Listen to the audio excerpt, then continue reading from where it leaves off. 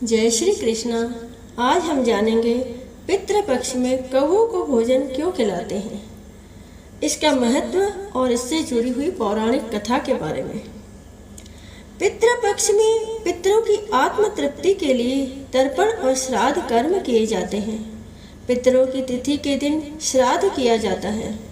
पितरों की पसंद का भोजन बनाया जाता है। इस दिन ब्राह्मणों को भोजन कराते हैं और दान दक्षिणा भी देते हैं।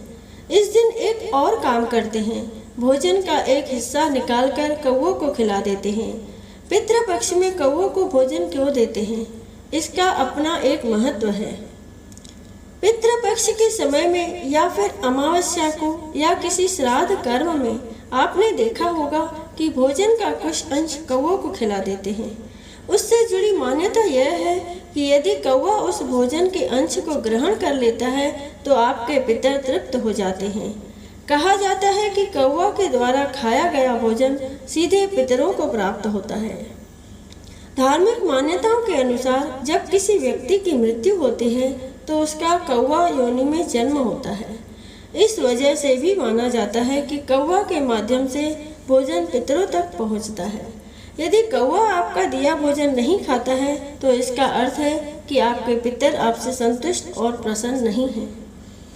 कौवा के अलावा इन्हें भी देते हैं भोजन, श्राद्ध का भोजन सिर्फ कौवों को ही नहीं दिया जाता, इसका कुछ अंश गौ माता, कुत्ता और पक्षियों को भी दिया जाता है। यदि ये भोजन स्वीकार नहीं करते हैं तो इसे पितरों की नाराजगी का संकेत माना जाता है। आइए सुनते हैं इससे जुड़ी एक पौराणिक कथा, कौवा और श्री राम की कथा।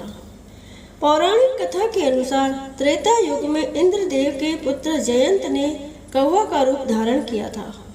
उस कौवा ने एक दिन सीता जी के पैर में चोंच मार दी। यह घटना राम जी देख रहे थे। उन्होंने एक तिनका चलाया तो वह कौवा की आंख में जाकर लग गया। इससे उसकी एक आंख खराब हो गई। उस कौवा ने श्री राम से अपनी गलती के लिए माफी मांगी और क्षमा याचना करने लगा। इस पर प्रभु राम प्रसन्न हुए और उसे आशीर्वाद दिया कि पितृपक्ष में कौवा को दिया गया भोजन का अंश पितृलोक में निवास करने वाले पितर देवों को प्राप्त हो। इस वजह से कौवा को भोजन देते हैं। जय श्री राम।